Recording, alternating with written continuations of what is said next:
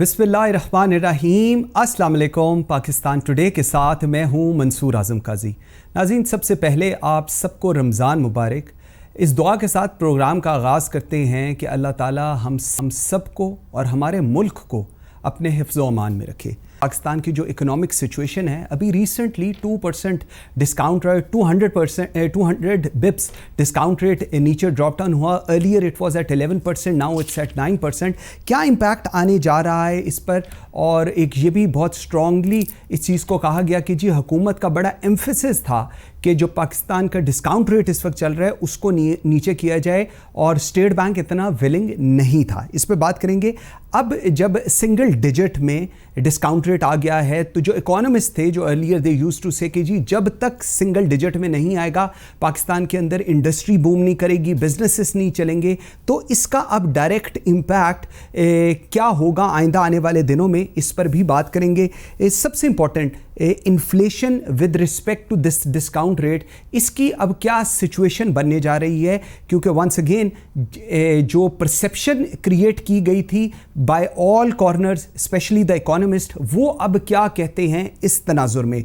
Oil prices की बात करेंगे। नोज डाइव आई है पूरी दुनिया के अंदर, और अब देखना ये है कि पाकिस्तान उसका कितना इम्पैक्ट पब्लिक के ऊपर ट्रांसफ़र करता है और उससे क्या हम लोग गेन करने जा रहे हैं।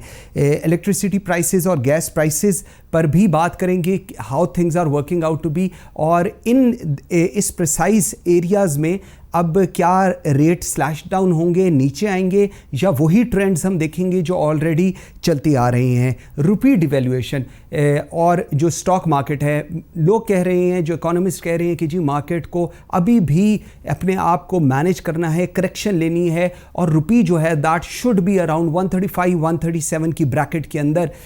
इस सारी सिचुएशन में जो क्लाइमेट चेंज है उसका इम्पैक्ट क्या हो रहा है, क्योंकि फूड इन्फ्लेशन स्पेशली वीट और शुगर, उस पर क्या इम्पैक्ट आ रहा है। नाज़रीन, इस तमाम तर सूरत हाल पर बात करेंगे अपने आज के प्रोग्राम में। मुझे आज ज्वाइन किया है शंदाना गुलजार खान ने, MNA हैं, पाकिस्तान तहरीक इंसाफ को रिप्रेजेंट कर रही हैं, चेयरपर्सन है कॉमनवेल्थ वुमेन पार्लियामेंटेरियंस की। नाज़रीन, मुझे ज्वाइन किया है जवाद माजिद साहब ने, इकोनॉमिस्ट हैं एंड वेरी सीनियर बैंकर, और मुझे ज्वाइन किया है अली मुबशर काज़मी ने, CEO हैं नाइट्स ब्रिज कैपिटल के। नाज़रीन, इन सबसे बात करते हैं एक छोटी सी ब्रेक के बाद। बात रहिएगा।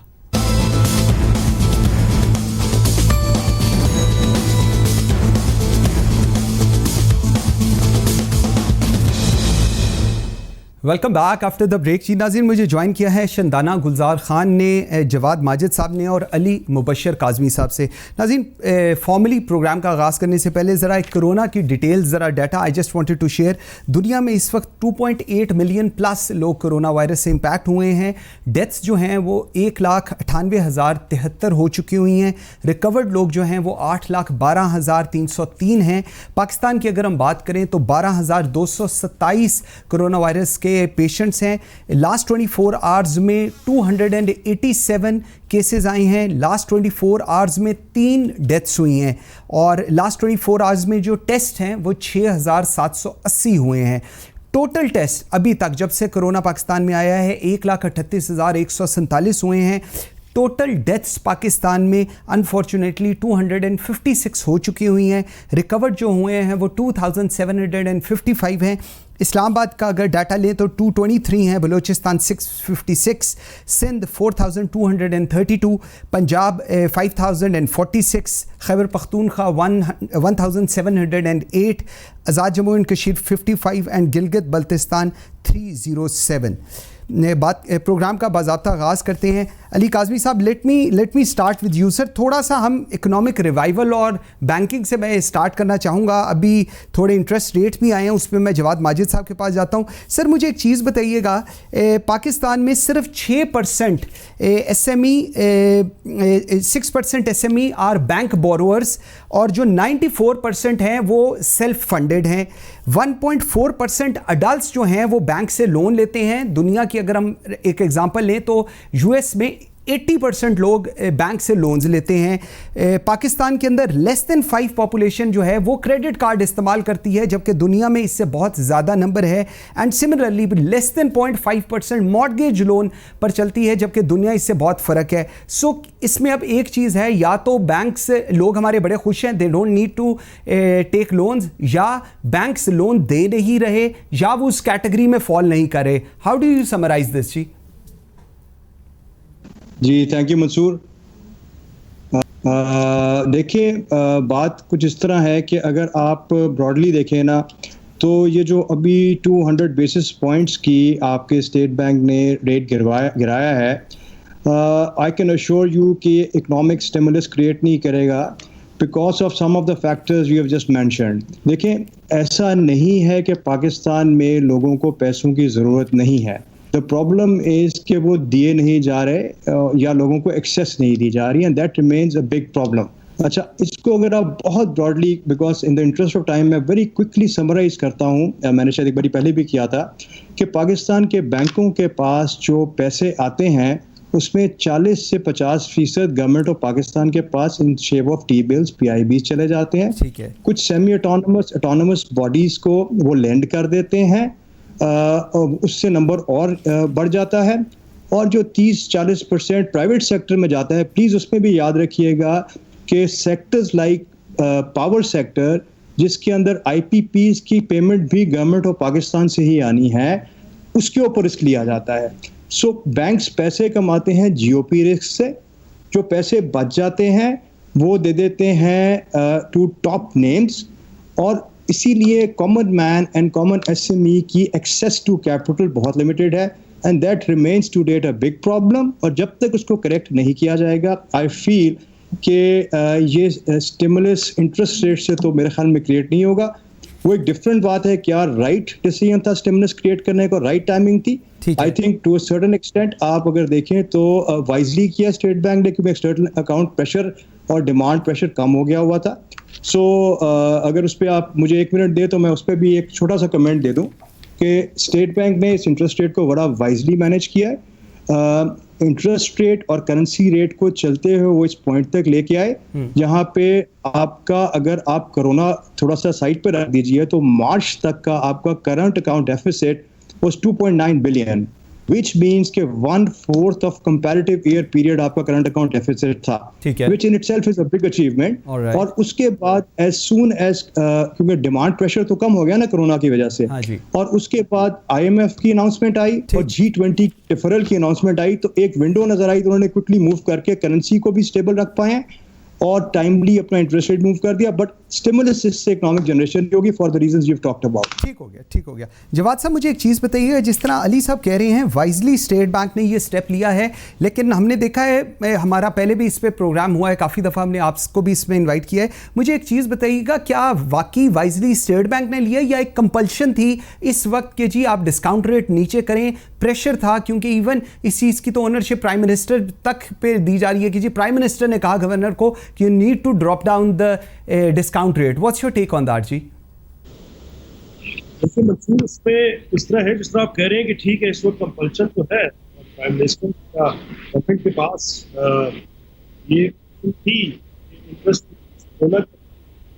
करे, बट ये इंटरेस्ट रेट तो पहले से, काफ़ी पहले से कह रहे थे कि इंटरेस्ट रेट बहुत ज़्यादा था। तो हमारी इन्फ्लेशन है वो 9% रही, और जो कि हमारी बाकी सेंसिटिव CPI वगैरह ऊपर गया था फूड की वजह से या मिसमैनेजमेंट की वजह से, जो हमारा शुगर सेक्टर है या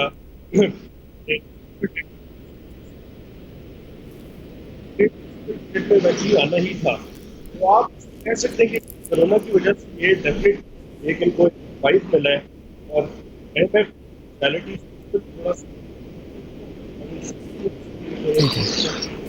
जवाद साहब, आपकी मुझे आवाज़ जी थोड़ी आ रही है, ज़रा एक दफ़ा इनको देखने दीजिएगा जी। मैं आपके पास दोबारा आता हूँ, ये थोड़ा सा इंटरनेट का कोई कनेक्शन का इशू आ रहा है जी। अभी आपके पास दोबारा, तो शंदाना मैं आपके पास आता हूँ।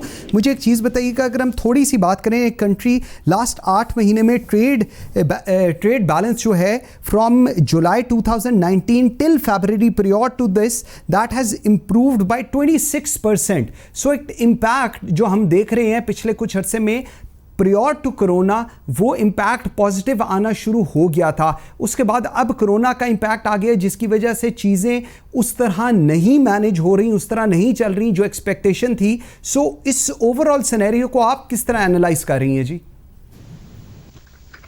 शुक्रिया मंसूर। देखिए, आपने जो कहा इसमें तो कोई दो राय हो नहीं सकती। पाकिस्तान का जो एक्सपोर्ट्स का ट्रेंड हमारा, अगर आप हिस्टोरिकली देख लें, हमारा कभी भी टोटल एक्सपोर्ट 25 अरब डॉलर से ऊपर नहीं गया। जब हमें GSP प्लस मिला यूरोपियन यूनियन से 2013 दिसंबर जनवरी 2014 में, तो हमारी एक हल्की सी एक्सपोर्ट की बूस्ट हुई और टू डेट हमने जो हमारा GSP प्लस हमें प्रेफरेंसेस मिली हैं उसका हम 50% सप्लाई कैपेसिटी कर चुके। यानी कि अगर हमें उन्होंने 700 लाइनें दी थी तो for the sake of argument हम 350 पे एक्सपोर्ट कर पाए, बाकी हम नहीं कर पाए, हमारी सप्लाई साइड कैपेसिटी थी ही नहीं। हमारी एक्सपोर्ट बास्केट, दूसरी बात है कि हमेशा से लिमिटेड गुड्स में भी थी। अभी भी अगर आप देख लें, आपके 6 सेक्टर्स हैं जो ज़्यादातर एक्सपोर्ट होते हैं, textile, carpets, pharmaceuticals, sport goods, leather items. हमने कभी इंडस्ट्री में डाइवर्सिफिकेशन की नहीं। अब प्रॉब्लम यह है कि जब हम एक्सपोर्ट्स की बात करते हैं हम भूल जाते हैं कि किसी भी एक्सपोर्ट के लिए आपको एक फुल सेटअप चाहिए होता है डोमेस्टिक इंडस्ट्री का। अब आपका इंटरेस्टिंग एक पैरेलल सा है कि आपकी डोमेस्टिक जो कॉमर्स है वो ज़्यादातर या आपका GDP जो है, ग्रॉस डोमेस्टिक प्रोडक्ट, वो तकरीबन 55 से 60% सर्विसेज इंडस्ट्री पे है। जो सबसे बड़ी हिट आपकी डोमेस्टिक कॉमर्स को लगी है वो आपकी डोमेस्टिक सर्विसेज की वजह से, क्योंकि अगर आप लोगों को नहीं निकलने दें घरों से, चाहे स्मार्ट लॉकडाउन भी है, और लोगों का रिज़्क बंद हो चुका है, सवाए अस्पतालों के आपकी मैस जितनी ऑर्गेनाइजेशन थी, बैंक्स खुले एक हद तक, लेकिन आप 2 इदारों से या 3 से इकोनॉमी नहीं चला सकते। अब जब एक्सपोर्ट की आपने बात की, एक्सपोर्ट भी ये आ रहा है ग्लोबली कि अगर आपकी श्रिंकिंग इकोनॉमी है at this point for the entire globe, कोई फिगर्स बता रहे हैं कि टोटल $7 ट्रिलियन का नुकसान होगा कोरोना की वजह से दुनिया को, तो उससे एक्सट्रपलेशन करना इतना मुश्किल नहीं है। जो पाकिस्तान की टोटल दुनिया की मईशत या इकोनॉमी पाकिस्तान का हिस्सा है, तो उसी हद से पाकिस्तान की भी श्रिंकेज होगी नेचुरली। जो आपने इनिशियल एक बात की कि एक्सपोर्ट्स क्यों कम हो रही हैं, देखिए एक्सपोर्ट इसलिए कम हो रही है कि आपके एक्सपोर्ट ऑर्डर्स विड्रॉ हो रहे हैं। ये नहीं है कि हमने एक्सपोर्ट प्रोडक्शन हमने बंद कर दी है। मैं सिंपल बातें बता रही हूँ, इसमें कॉम्प्लिकेटेड बातें भी हो सकती हैं, लेकिन इस वक्त सिर्फ इशू ये है कि आपने लिमिटेड इंडस्ट्रीज को इजाजत दे दी है कि आप प्रोडक्शन जो ऑर्डर्स हैं सिक्योर्ड एक्सपोर्ट के लिए, उसके लिए तो आप करें। नेचुरली जो कोरोना के टाइम्स के साथ आपकी प्रिकॉशंस लेनी है, सोशल डिस्टेंसिंग करनी है, आपको शायद इंडस्ट्री में ज्यादा डबल उसकी करनी पड़े, क्योंकि शायद किसी इंडस्ट्री में आप सोशल डिस्टेंसिंग कर ही ना पाए। तो ओवरऑल नेचुरली एक ग्रिम सी पिक्चर है, लेकिन I think we have some time before we can sort of pronounce a death nail for the entire industry. अभी वक्त है, थोड़ा सा वेट एंड सी अप्रोच के साथ चलना पड़ेगा। ठीक हो गया। जवाद साहब मेरे ख्याल में कनेक्ट हो गए हैं जी हमारे साथ। Jawad sahab, can you hear me जी नाउ? जी बिल्कुल ठीक है। अच्छा जवाद साहब, मुझे एक चीज़ बताइएगा, जिस तरह हम बात कर रहे थे अर्लियर, जो अली काज़मी साहब वाली बात थी वो भी आपने सुनी, जो शंदाना गुलजार ने बात किया वो भी सुनी। सो सर, इसका जो अभी impact, let's start from that. Earlier 11% था, अब 9% आ गया। इसका इम्पैक्ट गोइंग फॉरवर्ड हम क्या देख रहे हैं मार्केट के ऊपर, और मार्केट सेंटिमेंट क्या होने जा रहा है जी?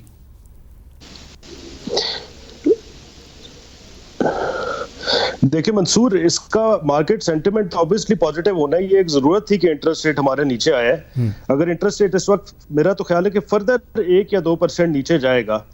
इंटरनेशनली अगर आप देखें तो बाकी मुल्कों में तो नेगेटिव इंटरेस्ट रेट या जीरो इंटरेस्ट रेट की बात हो रही है। ठीक है। सो इस वक्त इकोनॉमी को ग्लोबली सारी इकोनॉमीज जो है वो ईज आउट हो रही हैं। जो फेडरल बैंक्स हैं, जो गवर्नमेंट्स हैं, वो रिलीव कर रही हैं प्रेशर्स, डिफरेंट इंसेंटिव पैकेजेस दे रहे हैं। सो यस, पाकिस्तान में भी इंटरेस्ट रेट का काफी अच्छा इम्पैक्ट आएगा।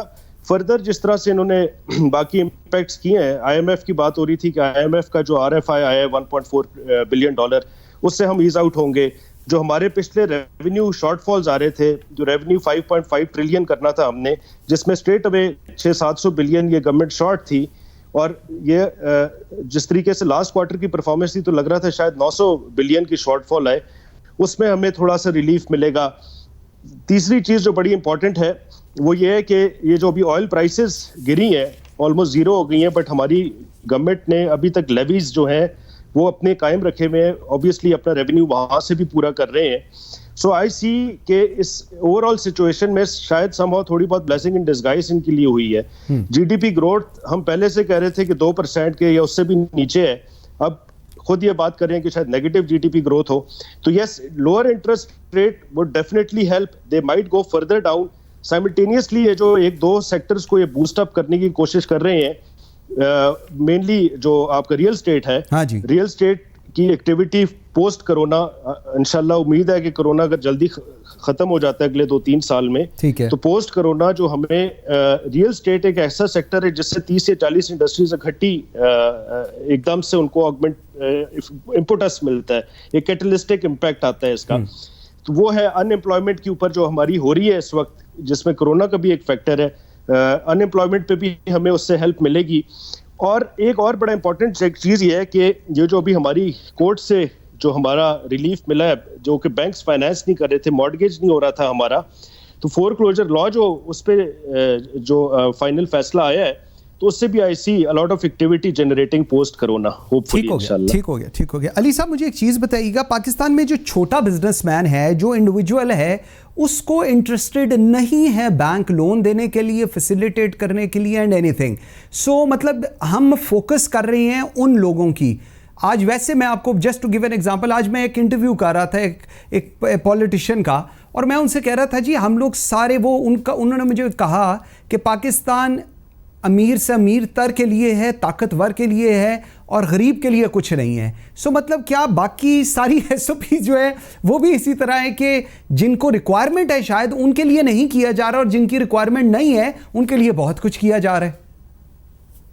मंसूर, थोड़ी सी ना इजाज़त दीजिएगा, मैं शायद समझा पा नहीं रहा। देखिए, हम ना थ्योरेटिकली इंटरनेशनल कॉन्सेप्ट्स को फॉलो करके कहीं नहीं पहुंचेंगे। We have very limited resources right now. 4.1 trillion का दुनिया के लॉसेज हैं, और 2.5 ट्रिलियन के करीब पाकिस्तान के रुपए में लॉसेज होंगे। 4.1 ट्रिलियन डॉलर की बात हो रही है। अच्छा, अब अगर हम खाली इंटरेस्ट रेट की एग्जांपल ले लें और दूसरी जो एक्सपोर्ट्स की एग्जांपल है, मैं दोनों पे एक छोटा छोटा कमेंट देके फिर आगे चलते हैं। देखिए, इंटरेस्ट रेट अगर यूएस में या इंटरनेशनल इकोनॉमीज में 0.5% या नेगेटिव या जीरो की बात हो रही है, तो प्लीज रिमेंबर कि 70% उनका बंदा कंज्यूमर बोरोअर है उधर। जीडीपी का 60-70% मॉर्गेजेस है, क्रेडिट कार्ड 57% है उधर। जब इंटरेस्ट रेट नीचे जाता है तो प्लीज समझिए कि 70% पॉपुलेशन डायरेक्टली इम्पैक्ट होती है। उसको कट एंड पेस्ट करके पाकिस्तान के सिनेरियो में जहां 0.5% क्रेडिट कार्ड है, 6% एसएमई को हम लोन दे रहे हैं, और उसके अलावा 2% ऑफ एडल्ट पॉपुलेशन को आप लोन दे रहे हैं, कट एंड पेस्ट करके लगाएंगे तो आप अपने रिसोर्सेज ही ज़ाया कर रहे हैं। देखें, आपका इंटरेस्ट रेट का बेनिफिशियरी कौन है? Please try and understand that. एक तो गवर्नमेंट ऑफ पाकिस्तान का फिस्कल स्पेस क्रिएट होता है, उसको मोर स्मार्टली मैनेज किया जा सकता है। We can even talk about that if you want right now, but उसके अलावा बेनिफिशियरी है द लार्जर ग्रुप। जिस तरह आपने बड़ा एप्टली कहा ना कि the country is made for maybe the who's who of Pakistan, वो लार्जर ग्रुप्स हमारे दुश्मन नहीं है, they are our friends, but they are right now not the only people suffering in this country. SMEs, consumer, the larger population इस वक्त मंसूर ज़्यादा सफ़र कर रही है, और हम सारे बेनिफिट बिकॉज सारे रिसोर्सफुल लोग क्राउड करके डिसीजन मेकर से अपने बेनिफिट के फैसले करवा लेते हैं, तो ये कॉमन मैन की तरफ नहीं जा रहा। इंटरेस्ट रेट का फ़ायदा प्लीज़ अंडरस्टैंड कॉमन मैन को उस तरह नहीं आएगा unless we do smart things, और वो भी अभी हम बात कर सकते हैं अगर आप चाहें तो। अदरवाइज एक cut and paste solutions will not get us anywhere. मैं आपको 2-3 वेरी अगर आप मुझे 1 मिनट और दे सकें तो मैं 2-3 आपको दे देता हूं जी, और आप बताएं। चलें फिर 30 सेकंड्स में आपको बड़ा क्विकली, या उस पे फिर आप मैं बाद में आ जाता हूं। मैं एक मिनट एक्सपोर्ट्स पे भी कमेंट कर रहा हूं। Please try and understand. Let me come back on exports with you जी। मुझे let me come, and please give me a minute on. मैं बिल्कुल आता हूं जी, आप फिक्र ना करें। अच्छा शंदाना, मुझे एक चीज़ बताइएगा, जिस तरह अभी बात हो रही थी, एक्सपोर्ट्स इंक्रीज हो रही, रिकॉर्ड ग्रोथ आई वहाँ पर, वो भी हमने देखी। उसके बाद इंपोर्ट्स जो हैं उनमें डिक्लाइन आई 14.06 की, लेकिन इसके साथ साथ अब एक कंस्ट्रक्शन पैकेज भी अनाउंस किया गया, और एक बहुत मेजॉरिटी का ये व्यू पॉइंट है कि जी ये जो कंस्ट्रक्शन पैकेज है ये लार्जर ग्रुप्स के लिए है, इसमें गरीब आदमी की तो वही दिहाड़ी वाला ही सीन होगा और क्या होगा। सो इसका जो इम्पैक्ट डाउन द रोड आएगा वो एक बड़े सेक्टर्स को आएगा, ना कि एक जो लोअर मिडिल क्लास है जिसको मजबूत करने की बात इमरान खान साहब करते हैं, वो कहीं इसमें पीछे होता नजर आ रहा है। योर टेक ऑन दैट जी। मंसूर, इसमें 2-3 बातें हैं। देखिए, जो आपने पॉइंट ऑफ व्यू बताया वो भी एक हद तक सही है। द रीज़न के जो ज़राअत और कंस्ट्रक्शन सेक्टर्स को इस कोरोना टाइम्स में इजाज़त दी जा रही है खुलने के लिए, वो स्पेसिफिकली ज़राअत वालों के लिए और दिहाड़ीदारों के लिए ही है। अनफॉर्चुनेटली आपका जो मॉडल था पाकिस्तान में कोरोना से पहले, वो एक एक्सप्लॉयटेटिव मॉडल था, और आपकी बात बिल्कुल सही है, वो हैव्स और हैव नॉट्स वाली सोसाइटी ये हमेशा से रही है, ये आज नहीं हुआ। लेकिन अब वो कहते हैं when your back is to the wall, जब हालात इतने सख्त हो गए हैं, मेरे इलाके में ज्यादातर लोग दिहाड़ीदार है, वो दिहाड़ियां भी जब बंद हो जाती हैं फिर वो करेंगे क्या? Exactly. तो ये हम नहीं, ये कोई मैं कैसे बताऊं, जब आप नॉर्मल टाइम्स होते हैं, लेट्स से प्री कोरोना और पोस्ट कोरोना, तब भी आपको एक इक्विटेबल इंडस्ट्री स्टैब्लिश करना, वो आप ग्लोब देख ले, बहुत कम ममालिक में है जहाँ पे हर एक चीज इक्विटेबल है। उन ममालिक में स्विट्जरलैंड आ गया, आपके सारे स्कैंडिनेवियन ममालिक आ गए, जर्मन्स आ गए, जिस सोसाइटी में वो उनको परवाह होती है कि लोअर मिडिल इनकम और जो लोअर इकोनॉमिक ग्रुप्स है, उनके लिए हमेशा कोई ना कोई सिक्योरिटी पैकेजेस या कोई सेफ्टी या कोई उनके लिए सेफ्टी वाल्व्स रखे जाए। पाकिस्तान में कभी नहीं रखा गया हिस्टोरिकली। ये जो हो रही है, ये इकोनॉमिक स्टिमुलेशन है, ये सोशल स्टिमुलेशन नहीं है। Let's be very clear on that. इसमें चाहे बड़े ग्रुप्स हों या मिडिल इनकम ग्रुप्स हों या अपर टियर के हों, वो I think it's already understood. लेकिन क्योंकि एम्प्लॉय सबसे आपके कमजोर को और सबसे ज्यादा गरीब को करते हैं, क्योंकि आपको पता है पाकिस्तान में एडहॉकिज्म इस प्राइवेट सेक्टर में भी अनफॉर्चुनेटली बहुत ज्यादा है। जिस तरह अली साहब बता रहे थे, बड़े बिजनेस हमारे दुश्मन नहीं है, लेकिन पाकिस्तान में वर्कर फ्रेंडली एटमॉस्फेयर कभी भी नहीं रहा। आप कई टेक्सटाइल इंडस्ट्री देख लें, कोई भी इंडस्ट्री देख लें, उनकी जो अगर आप रेगुलेशंस देख लें, वेस्टर्न यूरोप से दूर की कंपैरिजन है। आप यहीं पे अपने एरिया भी कंपेयर कर लें जहां पे एसओपीज होते हैं, वो नहीं है। हमसे डिज्नी क्यों चला गया? डिज्नी के ऑर्डर्स पाकिस्तान से तकरीबन अर्ली 2014 में चले गए, डिस्पाइट द फैक्ट कि हमारे पास जीएसपी प्लस आ गया, हमने कुछ कन्वेंशन साइन की थी लेबर पे, फिर भी वो हमसे उठ के चले गए और बांग्लादेश ऑर्डर देती है। आपका कंट्री सोशली कंप्लायंट नहीं तो, और याद रखिए, गवर्नमेंट एक हद तक प्राइवेट सेक्टर को प्रेफरेंसेस, टैरिफ्स और निगोशिएशंस करा के एफटीएस करा सकती है, लेकिन अगर आपके बिजनेस वाले अपने बिजनेस मॉडल्स नहीं चेंज करते, जिस तरह आपको यूरोपियन कंज्यूमर है, उसको सोशली रिस्पॉन्सिबल गुड्स चाहिए, उसको प्रिजन लेबर के गुड्स नहीं चाहिए। तो आपके मुल्क में अगर सोशली रिस्पॉन्सिबल प्रोडक्शन नहीं हो रही है, क्लाइमेट फ्रेंडली प्रोडक्शन नहीं हो रही है, तो सिर्फ ये इंसेंटिव्स देने से आपके गरीब तबके का कोई फायदा नहीं होगा। ये बात बिल्कुल सही है। बिल्कुल ठीक है। व्यूअर्स, एक छोटी सी ब्रेक लेते हैं और उसके ये जो हमारे बैंक्स के जो पैसे हैं, ये 50% प्लस गवर्नमेंट ऑफ पाकिस्तान के पास चले जाते हैं, जिस तरह अभी बात हुई treasury bills and all that, और बाकी के ब्लू चिप्स में। सो वो जो एक आम आदमी है, जिसकी आप भी बात करते हैं, हम भी बात करते हैं, उसका क्या होगा? उसके लिए क्या विजन है पाकिस्तान पर? इस पर बात करेंगे जवाद माजिद साहब से। मेरे साथ रहिए।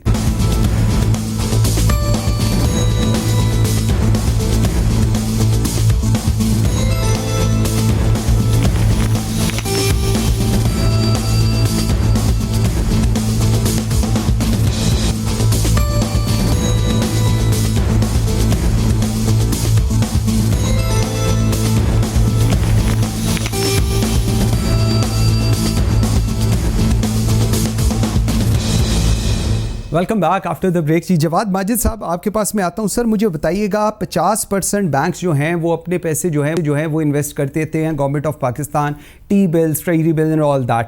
बाकी के जो पैसे आ गए वो ब्लू चिप्स में चले गए। तो सर वो जो एक आम आदमी को हमने बिजनेस के लिए पैसे देने हैं, छोटे बंदे को देने हैं, वो किस तरह फिर बैंक्स मैनेज करेंगे? जी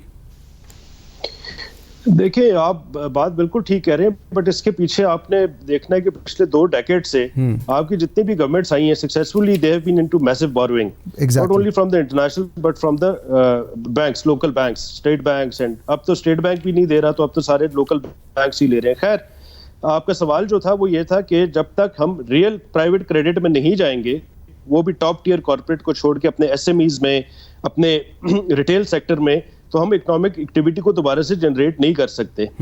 तो जो हम अभी पहले बात कर रहे थे कि ये जो नया पाकिस्तान हाउसिंग है, उसमें जो एक हमें रिलीफ मिल रहा है फोरक्लोजर लॉ पे, और इंटरेस्ट रेट चाहे कोरोना की वजह से, चाहे जिस भी वजह से नीचे आए हैं, और फर्दर एक्सपेक्टेशन नीचे जाने की, तो I see a lot of banks getting into the this mortgage house financing. ठीक है, तो उसके अंदर अगर हम 5 मिलियन, तो खैर नहीं होगा कभी भी, हम 1 मिलियन भी नहीं, अगर हम 5 लाख घर भी बना लेते हैं अगले 2 से 3 साल में, तो 5 लाख घर का मतलब यह है कि अगर उसको 30% भी बैंक फाइनेंस कर देते हैं तो you are talking about billions of rupees.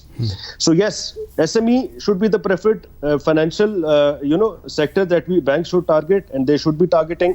और उसके साथ मॉर्गेजेस का मेरा ख्याल है कि एक बहुत बड़ा रोल होगा in the next couple of years. And specially आप अगर उसमें देखेंगे तो जो हमारे इस्लामिक बैंक्स हैं, they have been really doing well on the consumer finance, चाहे वो ऑटो हो, गाड़ी हो, किसी ने लेनी हो या घर लेना हो. तो I see a lot of activity and not only the SMEs related to जो होंगे ना कंस्ट्रक्शन और मॉर्गेज सेक्टर, वो भी बड़ा, उनको भी बड़ा इम्पैक्ट आएगा. तकरीबन 40-45 इंडस्ट्रीज हैं जो कि अगर आपका एक घर या एक प्लाजा बन रहा होता है तो उसके अंदर इनडायरेक्टली और डायरेक्टली इन्वॉल्व होती हैं. So yes, these are the 2-3 I see key areas in the next 2-3 years. Jawad साहब, मुझे एक चीज बताइएगा, जिस तरह आपने बात की, I really wanted to have this thing. Why people are so much inclined to work Islamic financing कर दें जी, इस्लामिक लैंडिंग कर दें, they are willing to do so. और उसके अंदर उनके जो स्टेट ऑफ माइंड है, that's very different altogether. इसको भी थोड़ा सा if you can elaborate this thing जी.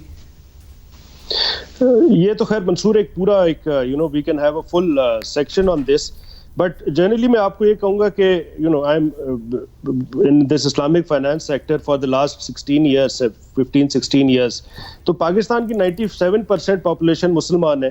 और जब हम यहाँ पे इस्लामिक बैंकिंग शुरू कर रहे थे तो हम यही देख रहे थे, we had a very interesting survey whereby that 80% of the population is indifferent. If the Islamic banks are competitive on rates and services, they are ready to go towards Islamic. 10 तो Islamic की नीश हो गई. 10% ऐसे हैं जो कहते हैं कि इस्लामिक बैंकिंग जैसी या इंटरेस्ट फ्री बैंकिंग जैसी कोई चीज नहीं है. तो आप इफेक्टिवली 90% जो है आपकी बैंकेबल पॉपुलेशन, वो आपकी टारगेट मार्केट है. सो यस, और जहां पे भी इस्लामिक बैंक्स हैं, आप मीजान बैंक और बाकी बैंक्स को देखें, they have been doing really well. और जो ग्रोथ रही है year to year for the last 1 decade at least, it is almost double of the conventional banks in Pakistan. ठीक हो गया. और स्पेशली मैं वापस आऊंगा, जो सवाल था कि जो कंज्यूमर बैंकिंग और SME और से मॉर्गेजेस जो एक बहुत बड़ा एरिया है, उसमें I see Islamic banks playing a great role. Because अभी भी मॉर्गेज में आप देखें और ऑटो में देखें तो इस्लामिक बैंक्स जो हैं वो लीड कर रहे हैं. हालांकि साइज छोटे हैं, but they are the leading banks. ठीक हो गया. अली काज़मी साहब, आपकी तरफ आता हूँ. You wanted to talk about exports, उस पर भी कीजिएगा. और सर 30 बिलियन सब्सिडरी 1 लाख घरों के लिए कहा जा रहा है. सो अगर हम उसको ट्रांसलेट करें तो 3 लाख पर हाउस. सर ये ठीक है, सिग्निफिकेंट है, it's not significant? How do you see this जी?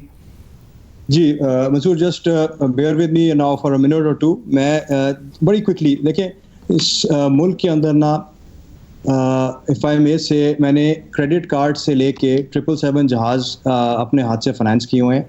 और अब एक मल्टीपल कंस्ट्रक्शन और पावर और फूड प्रोसेसिंग के बिजनेस को चेयर कर रहा हूँ. सो मैं थोड़ा सा डीप डेप्थ में जाता हूँ and I don't want to talk about just the high level things. सबसे पहले मैं आपसे बात करना चाहूँगा, 3 चीज़ों पे क्विकली बात करूंगा. एक तो जो पैकेजेस स्टेट बैंक के आए हैं उनका क्या इम्पैक्ट होगा. कंस्ट्रक्शन पैकेजेस जो हमारे दोनों दोस्तों ने बात की, उस पर थोड़ा सा मैं डेप्थ करना चाहूंगा.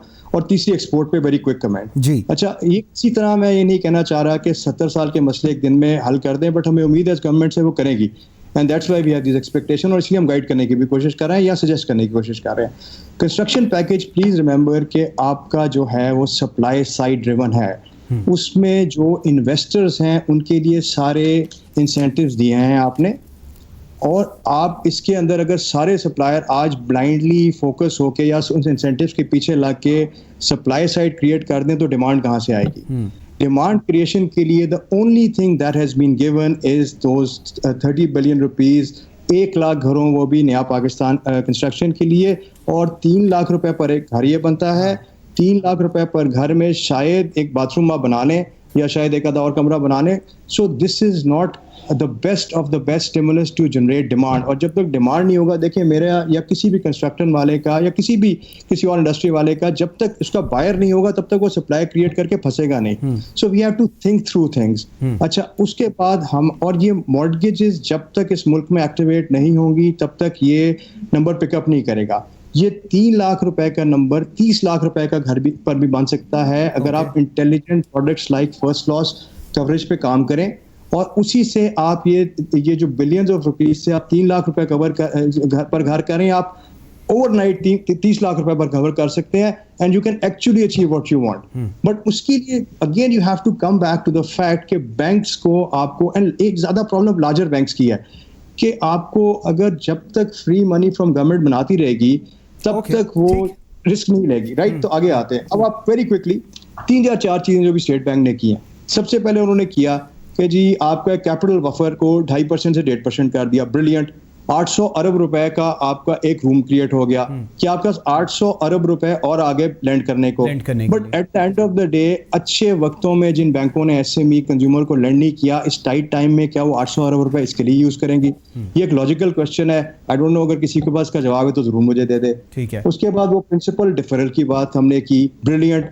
Again for the business houses जिन्होंने ऑलरेडी बोरो किया हुआ है उन्हीं को डिफरल मिलेगा ना, जिसने बोरो ही नहीं किया हुआ, जिसका लोन ही नहीं है, उस बेचारे पे क्या फर्क पड़ना है इस डिफरल का? ठीक है जी। तीसरी चीज जो मोस्ट टॉक्ड अबाउट थिंग्स के, and these are good things, मैं क्रिटिसाइज नहीं करना चाहता, I just want things to improve from here. तो इसलिए मैं थोड़ा इन डेप्थ जा रहा हूँ। एम्प्लॉयमेंट एंड पेरोल, 3 महीने की सैलरी आप देने की बात कर रहे हैं अगेंस्ट अ कोलैटरल।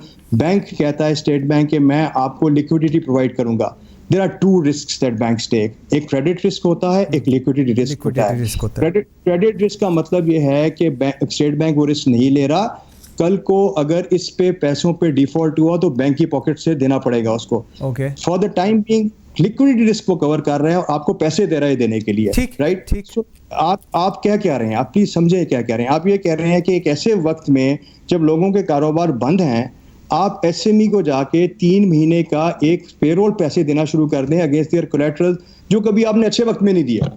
अच्छा, अब मुझे जरा ये चीज़ मुझे जरा एक मरतबा ये चीज़, क्योंकि शदाना गवर्नमेंट को रिप्रेजेंट कर रही है, let me take this question to her. Shadana, मुझे एक चीज़ बताएं, बड़ा वैलिड पॉइंट है कि जब अच्छे वक्तों में एसएमई को लोन्स नहीं दिए गए, जब उनको बैंक्स को पता भी था कि they will pay off and all that, so इस पर्टिकुलर सिचुएशन के अंदर जो गवर्नमेंट का व्यू पॉइंट है वो कितना डुएबल है इस सिचुएशन में? जी, अगर आप if you want to explain that. जी शुक्र मंसूर। देखिए, अली साहब की बात अपनी जगह सही है। मैं तो सिर्फ आपको इस पॉइंट ऑफ व्यू से ये समझा सकती हूँ कि देखिए, स्टेट बैंक ये ऑफर कर रहा है स्पेसिफिकली कोरोना टाइम्स के लिए। ये इकोनॉमी की स्टिमुलेशन के लिए नहीं है, बिल्कुल सही फरमा रहे हैं कि ये कोई इकोनॉमिक स्टिमुलस नहीं है। ये सिर्फ दिस इज टू इंश्योर कि लोग जो पेरोल पे हैं वो लगे रहें। अब एक बिजनेस पर्सन जब देखेगा कि उनको बेहतरी क्या है कि वो ये लोन ले और लोगों को तनख्वाह दे 3 महीनों के, कि वो लोगों को 3 महीने के लिए ले ऑफ कर दे और लोन ना ले, because this is not an economic package, right? This is simply it's a humanitarian package. तो in that sense SME को अपनी एक्सपेंशन के लिए अब ये लोन देना चाहिए कि नहीं, that's pretty clear. लेकिन सिर्फ लोगों की तनख्वाह के लिए आई थिंक जो स्टेट बैंक कर रही है या जो प्राइम मिनिस्टर कर रहे हैं वो सिर्फ इसी के लिए कर रहे हैं, for the social aspect of it, not for the business aspect of it. I think that is pretty clear. लेकिन what else to do in such times? How do you ensure कि आपका जो छोटा बिजनेस पर्सन है and जो managerial level पे, employ level पे है, उसको डायरेक्ट कैश हैंडआउट्स तो गवर्नमेंट दे नहीं रही है। एहसास प्रोग्राम के जो हैंडआउट्स हैं 12,000 रुपए, वो तो आपके लोएस्ट तबके के लिए जिनका कुछ भी नहीं है। ठीक है, ठीक है। So just so you know कि this is not a business gap being filled in. Okay, Jawad साहब, मुझे I really want to have your input in that जी। मुझे एक चीज़ बताएं, अच्छे वक्तों में जिस तरह ये बात हुई, जिस तरह शंदाना बता रही है, स्पेसिफिक कोरोना टाइम्स के लिए ये ह्यूमैनिटेरियन ग्राउंड्स के ऊपर किया जा रहा है, लेकिन are bank ready for it? क्या बैंक इस चीज़ का एक्सपोजर लेने को तैयार हैं? जी वेरी शॉर्टली बताइएगा। देखिए, कोरोना का तो डेफिनेटली एक इम्पैक्ट है, बट बैंक्स को भी ऑल्टरनेट एवेन्यूज की ज़रूरत है। With low economic activity, GDP growth 0 हो चुकी हुई है, इंडस्ट्री ज़्यादातर आपकी बैठ चुकी थी, तो नए एवेन्यूज हमें डेफिनेटली एक्सप्लोर करने की ज़रूरत थी।